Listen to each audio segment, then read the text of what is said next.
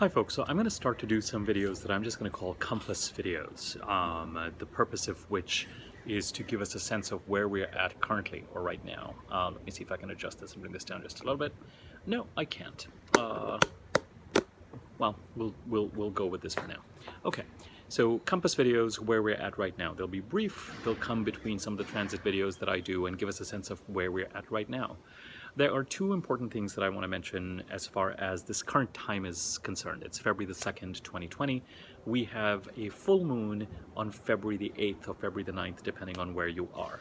And we are pretty much smack dab in the middle of the new moon that started on January the 24th, escalating with intensity, greater activity, more energy increasing, tasks increasing, pace increasing as we head towards February the 8th. Take advantage of this week,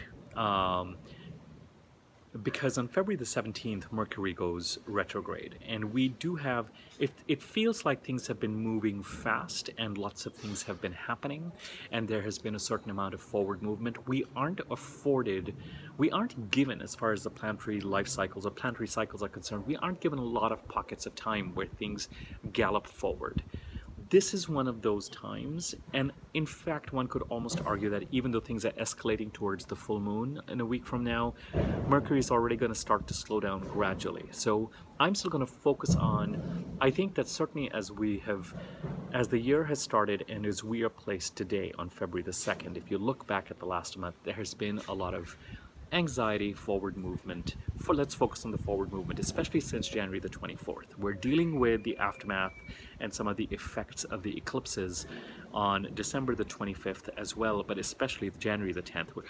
I did a whole video on picking up the pieces, and I think we have been. But now, with this planetary activity and new moon in the sign of Aquarius, we truly have been starting to have other parts of our life that are moving us forward while we deal with some of the things that are being placed in front of us in more serious and intense ways in the signs of Capricorn and Pisces. Okay, so bottom line, with all this rattling on, take advantage of, enjoy if you can, the next week of forward movement. If there's been a lot to do or you feel like there's a lot you want to get done, get on with it. Go for it. Go for it. Planetary activity in Pisces is starting to build this week, and that's going to be another pocket of intensity with Mercury going retrograde there on February the 17th. So before we get too far, as we head to the full moon on the 8th, I would say try to enjoy this time, try to take stock of all the changes and all the growth and all the increasing intensity and increasing tasks and workload, especially since the 24th, which just feels like the to-do list keeps expanding. Try to prioritize effectively and take advantage of the expanding to-do list to execute. And indeed, some of this may continue after the 8th for another 3 or 4 days, because I find that in some ways the days right after a full moon, the 3 or 4 days after a full moon, can be ideal times to get caught up on stuff and get things moving or wrapped up. So just enjoy the momentum. As I said, starting February 17th, Mercury goes retrograde, and then we will have another pocket of forward movement, but then we do end up going into a summer of retrogrades, and more importantly, I think, more importantly, let's get to the second thing I wanted to say in this video. If you want to get a sense of where we're at currently, remember that Mars is still in Sagittarius. I did a video on Mars in Sagittarius. Take a look at that. Some of your activity till February the 16th is going to be, 16th, 17th, is going to be directed in that area, number one. Number two, we've had the new moon solar eclipse in the sign of Capricorn on December the 25th. I did a video on the new moon solar eclipse in Capricorn. This is where I say that there's a forest fire burning, but there are also new growth and new shoots starting to appear. And this is the year of sort of culmination or finalizing all the intense activity that has occurred in Capricorn.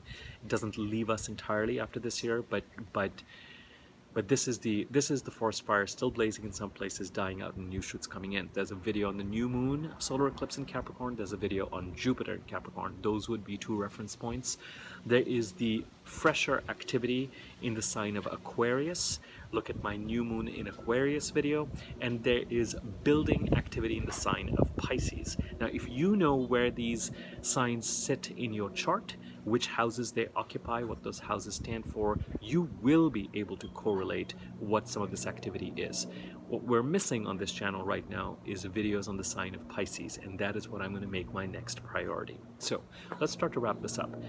In a general sense, enjoy the forward movement and the new growth and the pushing that you've been getting from the universe to the push forward, the forward movement, the even if it feels a little bit unwieldy and frustrating, and how will I get this done, and there's no choice except to focus on an ever-expanding to-do list, lean into that and take advantage of that, especially as we head into the full moon that is coming up in less than a week's time.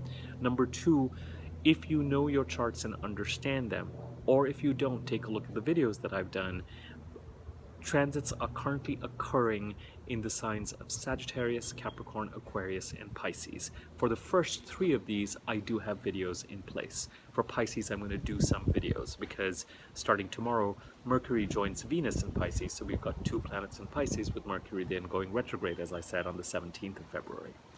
So yeah, out of all of these, I would, the sign of Capricorn is going to start to show greater intensity as we get to the 16th, 17th of this month. So if you were to say, where's the activity right now? I would say the sign of Sagittarius still is requiring you to show up.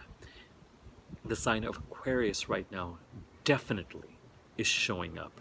The sign of Pisces has been building up, and starting this week we're going to be devoting a certain amount of energy there, and by the time we get to February the 16th, 17th, the sign of Capricorn is going to heat up again. February the 25th is the 2-month, I don't know what to call it, bi-month anniversary, 2 months after the solar eclipse on December the 25th, 2019, and I find that date important.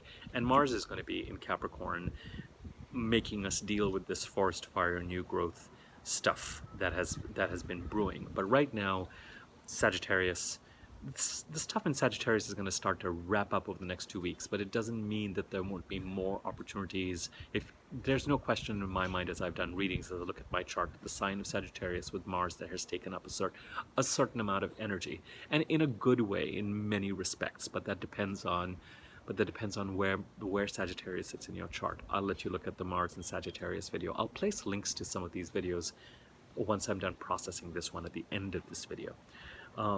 So I would say right now it's Sagittarius, Aquarius, Pisces.